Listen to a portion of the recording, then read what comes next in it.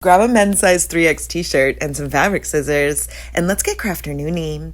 Today we're going to make our Halloween costume by folding our shirt in half, making sure that all the seams line up perfectly.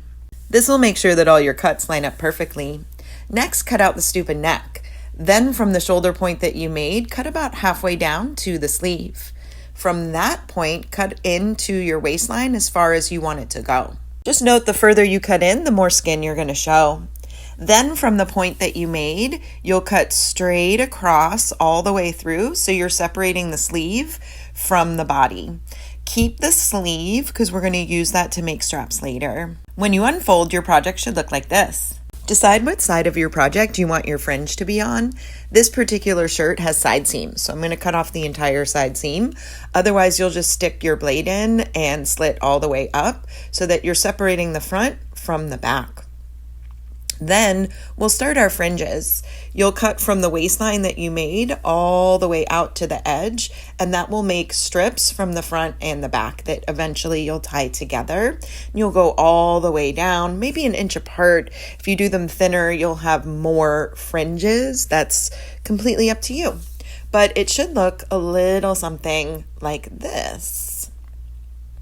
So we have all of these ties, and then this solid part is the part that's going to cover all of your nibbits. So that kind of depends on how big you need your particular bottom of your dress to be, and we'll figure that out. So you'll flip it over and you're separating the front from the back again and cutting straight across to take that extra piece off of the back. So you'll slip your blade in between the front and the back here and then cut straight across. So you're left with just the bottom part to cover your boom boom.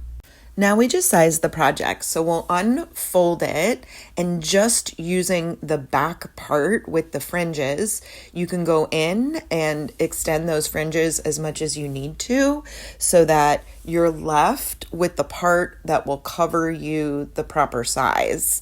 The more you cut in, the less fabric you'll have to cover your hips and your thighs. So a little smaller is okay because then it'll kind of hug you, but too big and then it droops and that doesn't look good. Now we'll make little holes to attach the straps to the top of the project. We're going to use the sleeve that we kept from before, and we will cut off the side seam and then make little strips, and we'll use those strips to make ties. So here I'm making a couple extra strips in case you want to add some flair later on, but you'll need at least 4 strips. There's one from each sleeve, so there's my 4 strips. You'll make tiny little holes at the end of the strips, just on one side. Hello there. So now we're going to take the little hole that you made in the project and the little hole that you made at the end of the strap, and going from the graphic side, the outside, to the inside of the shirt, you're going to push the side with the hole through the hole into the back of the project. So now you're on the inside of the project, and you'll take the end that does not have a hole and push it through that hole.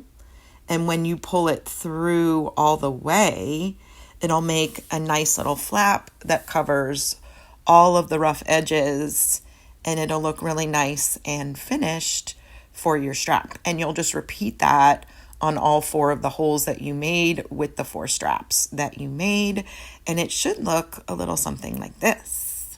The last part that you're going to do, probably the most time consuming, is tying all of the fringe together.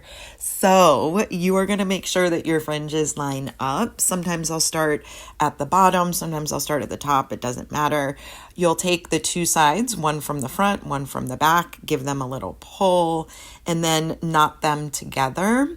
Sometimes I use different knots or try different ways. Lately I've been just rolling it through my fingers, pulling it through, gives it a nice clean knot, and then they'll slide apart a little bit.